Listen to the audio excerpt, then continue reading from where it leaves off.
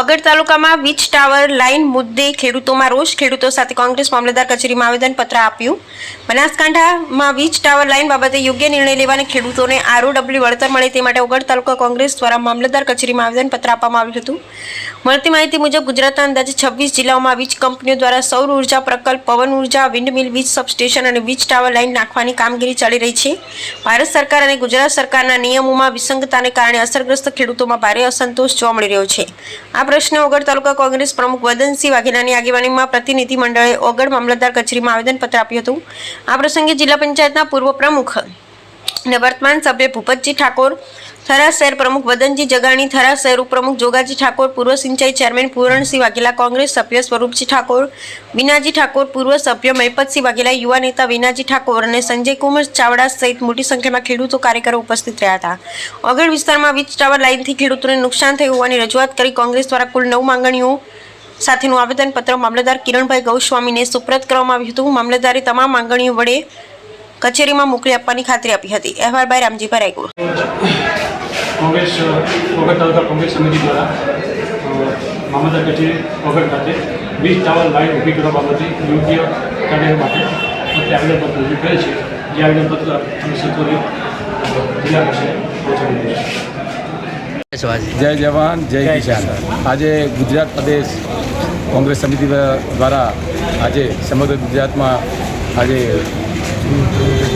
આવેદનપત્ર આપવામાં આવ્યું છે. ત્યારે આજે ઓગળ અને થરા શહેર સમિતિ વતી આજે અમે મામલતદાર સાહેબને અમે આવેદનપત્ર આપ્યું છે. ખેડૂતના હિતમાં ખેડૂતની જે દિશા છે વીજ પોલની એમાં આડેધડ કોઈને પૂછ્યા વગર વીજ પોલ નાખી દેવામાં આવે છે અને ખેડૂતને જો યોગ્ય વળતર નથી મળતું એના માટે અમે આજે આવેદનપત્ર આપ્યું છે કે ખેડૂતને યોગ્ય દિશા મળે, એનું વળતર મળે. ચોમાસું સત્રની અંદર ખેડૂતમાં જે જમીન સંપાદનનો જે કાયદો લગાવેલો છે એ કાયદાને એમાં ફેરફાર કરે, જંત્રીના ભાવે પૈસા આપવામાં આવે અને જે અત્યારે જમીનનો ભાવ વધ્યો છે એના પ્રમાણમાં ખેડૂતોને વીજ પોલના જે યોગ્ય વળતર આપે અને એમાં વધારો કરે. આગામી સમયની અંદર જો સરકાર અમારો નિર્ણય નહીં સાંભળે, કોઈ યોગ્ય નિર્ણય ખેડૂત માટે નહીં કરે તો અમે ખેડૂત કિસાન યાત્રા દ્વારા અમે સમગ્ર ગુજરાતમાં આંદોલન કરીશું અને ખેડૂતોને ન્યાય અપાવીશું. ભારત માતા કી જય. જય જવાન જય કિસાન.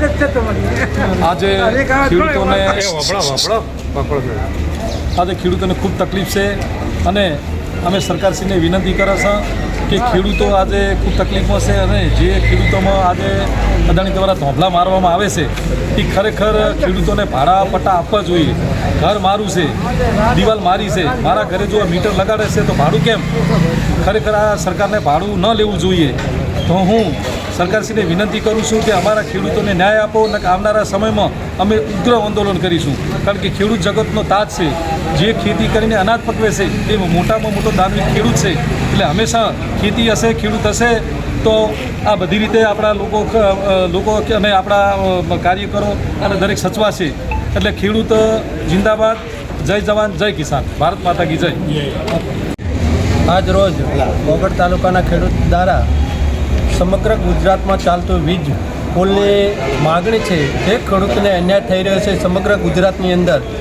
એની માગણીને અનુસંધાને ઓગળ તાલુકાના કોંગ્રેસ સમિતિ અને થરા શહેર સમિતિ દ્વારા તમામ ખેડૂતો દ્વારા મામલતદારશ્રીને આવેદનપત્ર આપવામાં આવ્યું છે.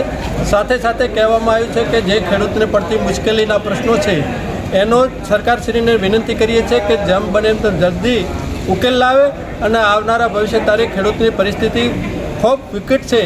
સરકારશ્રીને વિનંતી કરી, સરકાર છે, મા બાપ છે અને બે હાથ જોડીને વિનંતી કરીએ છીએ કે ખેડૂતના તમામ પ્રશ્નોનું તાત્કાલિક નિવારણ લાવે અને જે આ વીજ પુલની જે માગણી છે એ તમામ ખેડૂતને પૂરેપૂરું વળતર માગણીની સાથે પૂરો કરે એવી વિનંતી સાથે આજે કોંગ્રેસ સમિતિ ઓગળ તાલુકાએ મામલતદારશ્રીને આવેદનપત્ર આપ્યું છે.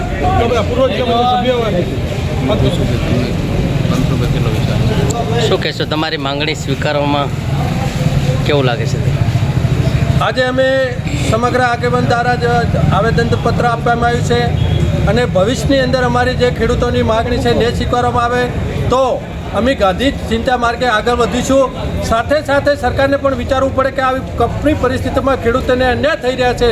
ગમે તે પ્રશ્નની અંદર એક પ્રશ્નની અંદર અત્યારે ખેડૂત ખૂબ મુશ્કેલી ભોગવી રહ્યો છે. કોઈ પણ વીજ પુલ હોય, ખાતરની લાઈન હોય, બીજો અન્ય ઘણા પ્રશ્નો જેને જીબીના પ્રશ્નો હોય ખેડૂતોને આજે ખૂબ હાલકીને ભોગવી પડી જશે. એટલે સરકારને વિનંતી કરી છે, જો અમારા આવેદનપત્ર આપતા સિવાય અને નિરાકરણ નહીં આવે તો આવનારા સમયમાં અમે બધા સાથે મળી અને જે ગાંધી સીતા માટે આગળ વધીશું.